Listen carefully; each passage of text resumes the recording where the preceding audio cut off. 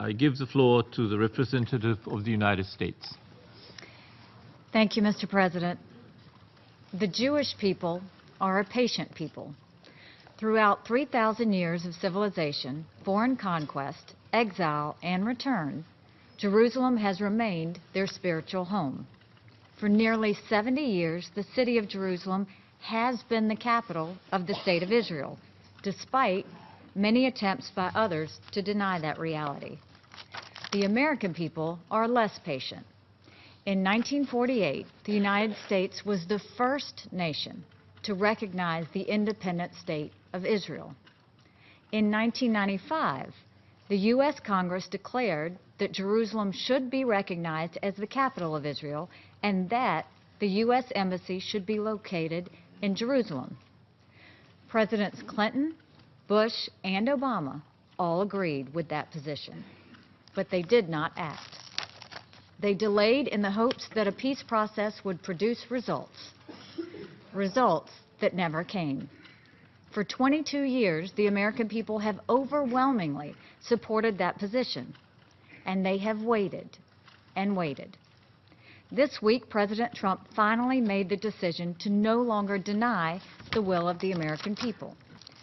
Israel, like all nations, has the right to determine its capital city. Jerusalem is the home of Israel's parliament, president, prime minister, Supreme Court, and many of its ministries. It is simple common sense that foreign embassies be located there. In virtually every country in the world, U.S. embassies are located in the host country's capital city. Israel should be no different. The United States took this step in full knowledge that it will raise questions and concerns. Our actions are intended to help advance the cause of peace. We must recognize that peace is advanced, not set back, when all parties are honest with each other. Our actions reflected an honest assessment of reality. I understand the concern members have in calling this session. Change is hard, but we should never doubt what the truth can do. We should never doubt that when we face the truth, believe in the human spirit, and encourage each other, that peace can happen. To those who have good faith concerns about the future of peace between the Israelis and the Palestinians, let me again assure you that the President and this administration remain committed to the peace process. To those who do not act in good faith, to any person, leader, country, or terrorist group that uses this week's decision as a pretext for violence, you are only showing yourselves to be unfit partners of peace.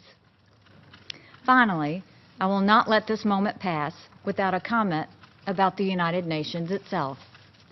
Over many years, the United Nations has outrageously been of the world's foremost centers of hostility towards Israel.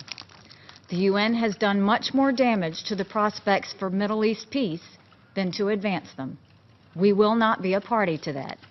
The United States no longer stands by when Israel is unfairly attacked in the United Nations. And the United States will not be lectured to by countries that lack any credibility when it comes to treating both Israelis and Palestinians fairly.